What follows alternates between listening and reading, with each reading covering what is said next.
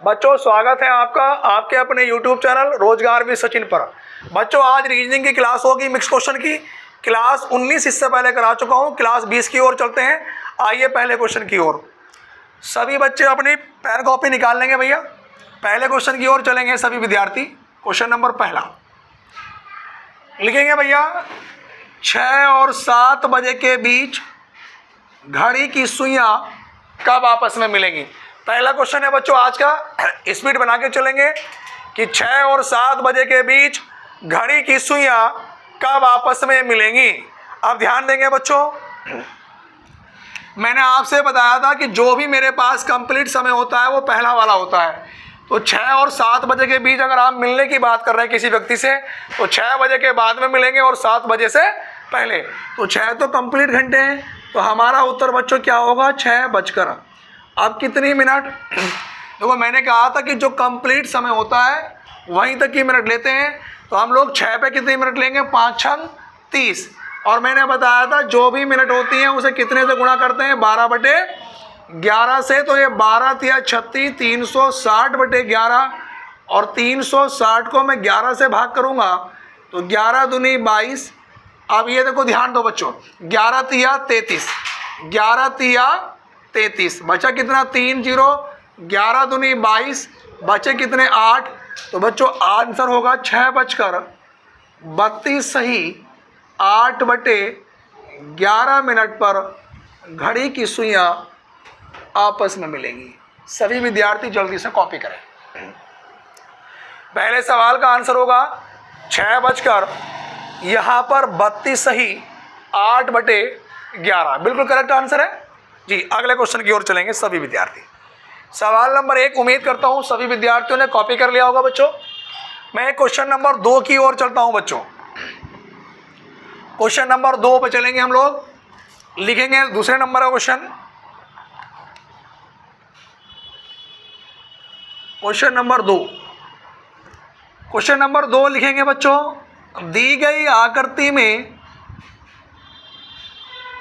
कितने त्रिभुज हैं। दी गई आकृति में त्रिभुजों की संख्या ज्ञात करें।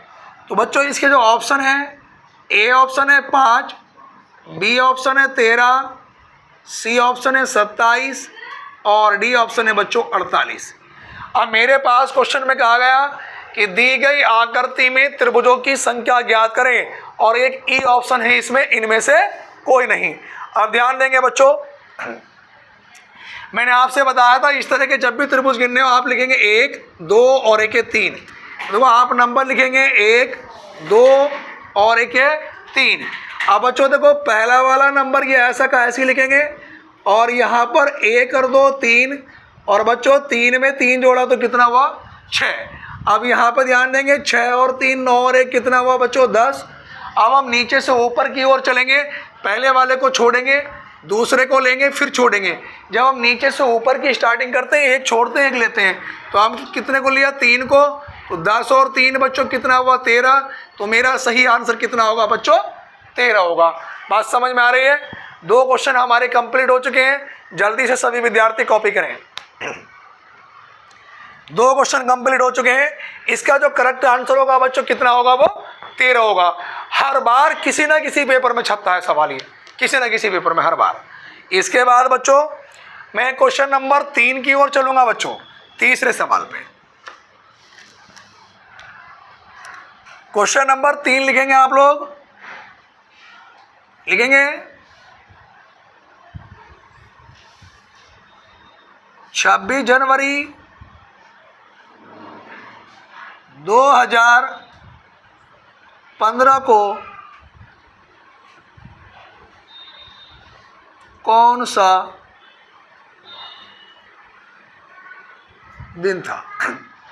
बच्चों क्वेश्चन ये है कि 26 जनवरी 2015 को कौन सा दिन था। आइए चलते हैं क्वेश्चन की ओर। सॉल्व कैसे करेंगे देखो ध्यान दो, मैंने आपको जब ये टॉपिक पढ़ाया था और कैलेंडर की मेरी वीडियो पूरी पड़ी हुई भी है यूट्यूब पे कि अगर 1999 से बाद की बात होगी तो बच्चों में लास्ट के 3 डिजिट लूँगा, लेकिन अगर सैकड़े पे कहीं पर भी 0 आ जाए तो उसका क्या बनेगा 1। अब देखो इकाई, दहाई, सैकड़ा, यहाँ पे 0 का 1 बना तो यहाँ पे 1 लिखूंगा और ये अगला ऐसा का ऐसे ही 115। दूसरी कंडीशन बच्चों मैंने आपसे बताई थी कि दहाई या सैकड़े की संख्या को 4 से भाग करेंगे और बिना दशमलव का भागफल लिखेंगे।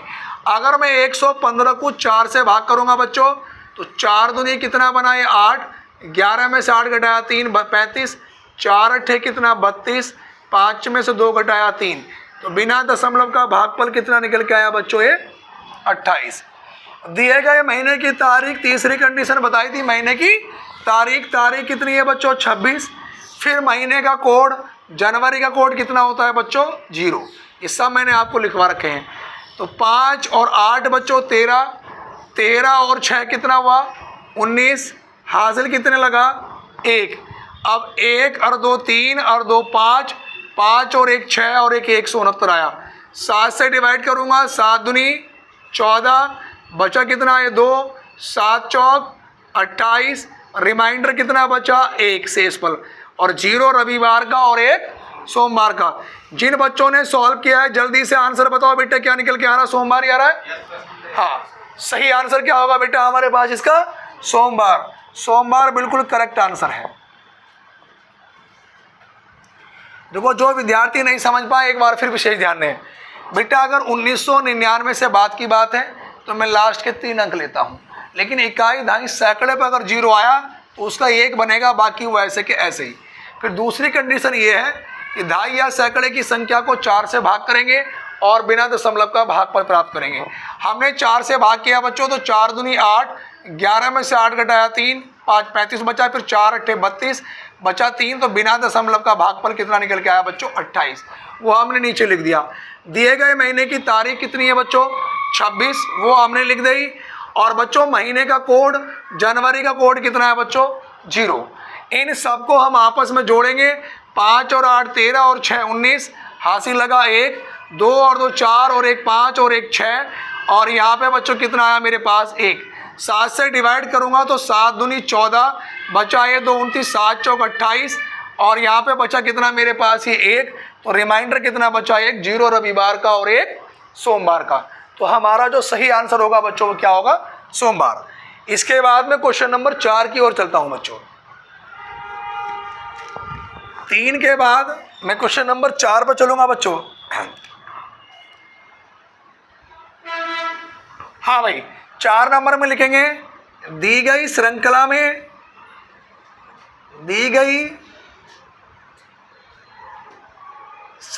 में गलत संख्या बताइए।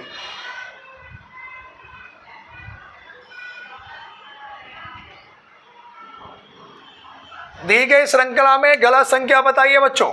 यहां पे लिखेंगे आप लोग 1, उसके बाद लिखेंगे बच्चों 4, यहां पे लिखेंगे 25, यहां पे लिखेंगे 256 और यहां पे लिखेंगे 3125। सवाल में बताना है कि दी गई श्रृंखला में कौन सी संख्या गलत है। बड़ा अच्छा क्वेश्चन है और अभी हाल ही एग्जाम में पूछा गया 4-5 दिन पहले के। ठीक है बच्चों, देखो ध्यान दो, यहाँ पर ध्यान देंगे बच्चों। अगर मैं 1 की बात करूँ तो 1 की तो कितनी भी पावर कर लो, 1 कर लो, 2 कर लो, 3 कर लो, 1 ही आएगा। और यहाँ पे 4 में बच्चों अगर मैंने 2 की पावर 2 करा तो 2 दूनी 4। उसके बाद बच्चों अगली बार 3 की पावर 3 कितना आना चाहिए 27 आना चाहिए, तो गलत संख्या क्या है 25। अगली बार देखो बच्चों अगर मैं 4 की पावर 4 करूँगा तो 4 चौक 16 चौका 64 चौका 256। अगली बार बच्चों अगर मैं 5 की पावर 5 करूँगा तो 5 गुणा 5 गुणा 5 गुणा 5 गुणा 5, 5 पंजे 25 पंजे 125, 125 पंजे 625 और 625 गुणा 5 से करूँगा तो 3125 आएगा। तो यहाँ पर क्या आना चाहिए था बच्चों 27 आना चाहिए था, जबकि लिखा कितना है 25, तो गलत संख्या क्या है बच्चों 25 है। बात क्लियर हो गई। इसके बाद हम अगले क्वेश्चन की ओर चलेंगे। सभी विद्यार्थी एक बार उतार लें इसको।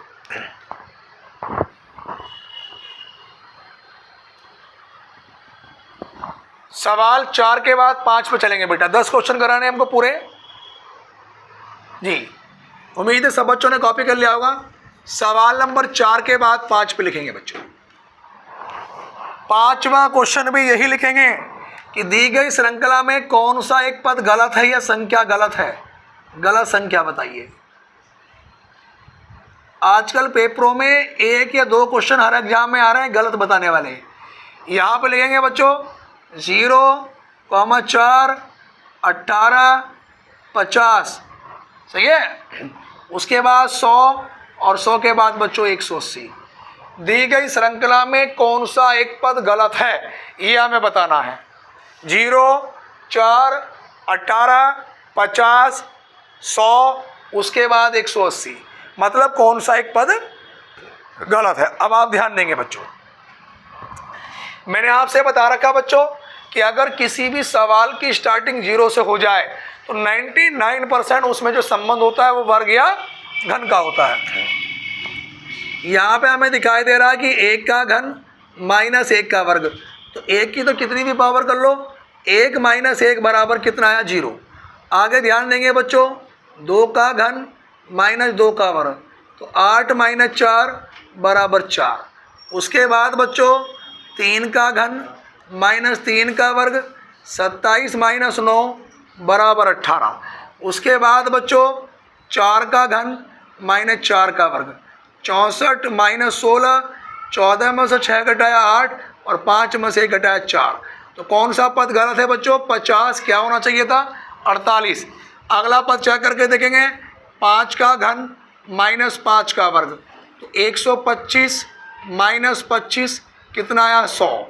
उससे आगे चेक करेंगे 6 का घन माइनस 6 का वर्ग, 216 माइनस 36 180। तो बच्चों यहाँ पर कौन सी संख्या गलत है 50, और 50 की जगह सही होना क्या चाहिए था 48।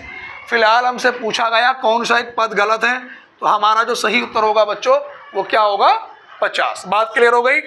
जल्दी से कॉपी करें सभी विद्यार्थी। ये सवाल अंतर से भी हो सकता है, आप कर सकते हैं उसको अंतर से भी। उसके बाद बच्चों क्वेश्चन नंबर 5 के बाद हम क्वेश्चन नंबर 6 पे चलेंगे बच्चों। किस पे चलेंगे 6 नंबर के क्वेश्चन पे। 6 नंबर के क्वेश्चन में लिखेंगे लड़कों की एक पंक्ति में राम बाएं से 20वें स्थान पर है और मोहन दाएं से 25वें स्थान पर है। लड़कों की एक पंक्ति में राम बाएं से 20वें स्थान पर है और मोहन दाएं से 25वें स्थान पर है। इन दोनों के बीच में 3 व्यक्ति बैठे हैं।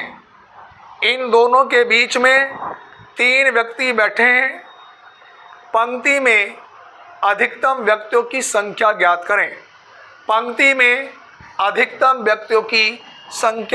करें। अब ध्यान दो बच्चों, अगर कहीं पर अधिकतम संख्या पूछता है कि अधिकतम संख्या क्या होगी, तो आपको कुछ नहीं करना, सबको जोड़ देना है, वही हमारा आंसर होगा। 20 और 3 23 और 25 कितना हो गया बच्चों 48। तो हमारा जो करेक्ट आंसर होगा बच्चों वो क्या होगा 48। अगर कहीं पर भी अधिकतम पूछ लेता है तो सबको जोड़ देना है, वही हमारा क्या होगा बच्चों आंसर होगा। बात क्लियर हो गई। उसके बाद मैं अगले क्वेश्चन की ओर चलता हूँ। क्वेश्चन नंबर 6 के बाद बच्चों मैं 7 की ओर चलता हूँ। क्वेश्चन नंबर जो 7 है हमारे पास, 7 में बताना है विषम संख्या बताइए। विषम का मतलब होता है बच्चों अलग बताना है कि निम्न में से कौन सा एक अलग है, वो संख्या बतानी है। तो यहाँ पे बच्चों मेरे पास हम लोग लिखेंगे ए ऑप्शन लिखेंगे बच्चों 5, बी ऑप्शन लिखेंगे 10, सी ऑप्शन लिखेंगे 15 और डी ऑप्शन लिखेंगे बच्चों 20। निम्न में से कौन सी एक संख्या अलग है वो हमें बताना है। अब देखो इसमें अलग कौन सा होगा बच्चों 5। कारण सुनेंगे क्यों। 5 अभाज्य संख्या है जो अपने अलावा किसी और से डिवाइड नहीं होता। बाकी सारी संख्याएं किसी ना किसी से पूर्णतः रूप से कटती है। देखो 10 2 से भी कटेगा, 5 से भी कट जाएगा, 15 3 से भी कटेगा, 5 से भी कटेगा, 15 से भी कटेगा। 20 4 से भी कटेगा, 5 से भी कटेगा, 2 से भी, लेकिन 5 अभाज्य संख्या है जो अपने अलावा किसी और से डिवाइड नहीं होता है। बात समझ में आ रही है। उसके बाद हम लोग चलेंगे बच्चों सवाल नंबर 7 के बाद 8 पे आ जाओ। 8वें नंबर के क्वेश्चन पे हम लोग चलेंगे बच्चों। 8 नंबर 8 नंबर के क्वेश्चन में बच्चों आप लोग लिखेंगे, जरा जल्दी से लिखेंगे।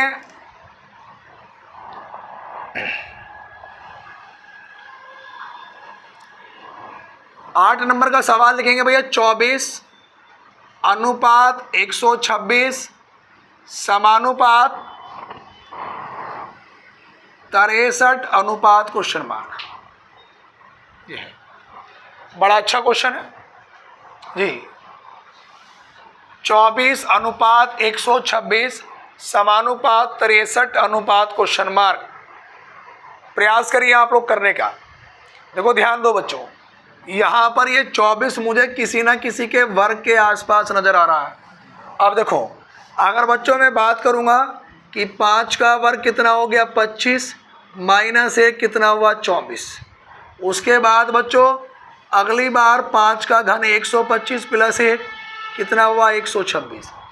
अब ये 64 किसके वर्ग के आसपास है 8 के वर्ग के। तो मैं कहूँगा कि 8 का वर्ग माइनस 1 तो 64 माइनस 1 कितना हुआ 63। तो अगली बार बच्चों 8 का घन और प्लस का 1, और 8 का घन कितना होता है बच्चों 512 प्लस 1। तो मेरा जो सही आंसर होगा वो कितना होगा 513। करेक्ट आंसर होगा 513, बिल्कुल करेक्ट आंसर होगा। उसके बाद कॉपी कर लिया सभी विद्यार्थियों ने। उसके बाद क्वेश्चन नंबर 8 के बाद मैं 9 पे चलूँगा बच्चों। 9 नंबर के क्वेश्चन पे हम लोग चलेंगे। 9 नंबर पे लिखेंगे बच्चों, लिखेंगे MATHE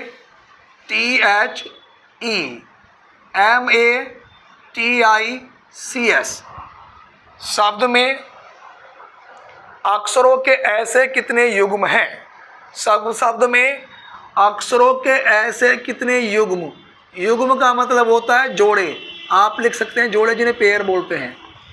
शब्द में ऐसे कितने अक्षरों के युग्म हैं या जोड़े हैं जिनके बीच में उतने ही अक्षर होते हैं, जिनके बीच में उतने ही अक्षर होते हैं जितने की अंग्रेजी वर्णमाला में उनके बीच में होते हैं, जितने की अंग्रेजी वर्णमाला में उनके बीच में होते हैं। ब्रैकेट में लिखेंगे आगे एवं पीछे दोनों दिशाओं में। ब्रैकेट में लिखेंगे बच्चों आगे एवं पीछे दोनों दिशाओं में। अब जोड़े बनाने की कंडीशन मैंने बता रखी। आप इनके नंबर लिखेंगे कि देखो M का नंबर 13, A का 1, T का 20, H का 8, E का 5, M का 13, A का 1, T का 20, I का 9, C का 3 और बच्चों S का नंबर क्या है 19। आप 13 से चले बच्चों। 13, 14, 15, 16, 17, 18, 19, 20। तो बच्चों देखो मैं 13 से चला। 13, 14, 15, 16, 17, 18, 19 और 1 20। तो हमारे पास एक जोड़ा बना, उससे आगे कोई जोड़ा नहीं बनेगा। अब मैं यहाँ से चला 1 से 1 2 3 4 5 6 7 8 9 10 नहीं बनता। फिर 20 से बड़ा कोई अंक ही नहीं है। 8 9 10 11 12 13 14 15 नहीं बनता। 5 6 7 8 9। देखो मैं 5 से 9 पे आया, दोबारा सुनो। 5 6 7 8 9 पे आया, 9 ही लिखा, जोड़े बन गए 2। उससे आगे कोई नहीं बनेगा। अब 13 से 13 14 15 16 17 18 नहीं। 1 2 3 4 5 नहीं। 20 से आगे कोई नहीं। 9 10 11 नहीं। तो जोड़ा इधर से कोई नहीं बना। वापस आऊँगा, दोनों ओर से देखने पड़ते हैं। 19 20 21 22। 22 से बड़ा कोई अंक ही नहीं लिखा, नहीं बनेगा। 3 4 5 6 7 8 9 10 11 12 नहीं बनेगा। 20 से बड़ा कोई अंक ही नहीं है। 1 2 3 4 5 6 7 नहीं बनेगा। 13 14 15 16 नहीं बनेगा। 5 6 नहीं। 8 से नहीं बनेगा। 20 से नहीं। तो भैया जोड़े कितने बनेंगे मेरे पास इसमें 2 बनेंगे। कितने जोड़े बनेंगे बच्चों 2 बनेंगे। बात क्लियर हो गई है। उसके बाद अगले क्वेश्चन पे चलते हैं हम लोग। भैया जल्दी से कॉपी कर लें सभी विद्यार्थी। हाँ, क्वेश्चन नंबर देखो ध्यान दो, 9 के बाद भैया क्वेश्चन नंबर 10 पे चलेंगे। 10 पे आ जाओ। 10 पे जिन बच्चों की समझ में नहीं आ रही वीडियो आराम से रोक रोक के देख लेना, सही ना, यूट्यूब पे डल जाएगी आपकी, कोई दिक्कत वाली बात नहीं है। क्वेश्चन नंबर 10 पे ध्यान दो भैया, लिखेंगे निम्नलिखित, लास्ट क्वेश्चन है बच्चों आज का ये, निम्नलिखित शब्दों को शब्दकोश के क्रम के अनुसार लिखिए। क्वेश्चन ये है, निम्नलिखित शब्दों को शब्दकोश के क्रम के अनुसार लिखिए। यहां पर भैया लिखेंगे आप लोग, नंबर 1 पे लिखेंगे APPLICATION, नंबर 2 पे लिखेंगे APPLI, यहाँ पे लिखेंगे MATION, नंबर 3 पे लिखेंगे APPLI के बाद लिखेंगे आप लोग BATION, 4 पे लिखेंगे बच्चों APPLIDATION। इसके 4 विकल्प देगा वो आपको नीचे। शब्दकोश के क्रम का मतलब ये है कि इंग्लिश अल्फ़ाबेट के अकॉर्डिंग सबसे पहले कौन सा आएगा, उसके बाद कौन सा आएगा, उसके बाद कौन सा आएगा। अब आप ध्यान दो बच्चों, निम्नलिखित शब्दों को शब्दकोश के क्रम के अनुसार लिखिए। यहाँ पर ध्यान दो बच्चों, इंग्लिश अल्फ़ाबेट के अकॉर्डिंग इसमें APPLI सब में कॉमन है बच्चों। देखो APPLI सब में कॉमन है। आई के बाद अगला अक्षर C है, इसमें M है, इसमें B है और इसमें क्या है, D है। तो यहाँ तक तो सब में कॉमन है। देखो आई तक तो भैया सब में कॉमन है, APPLI।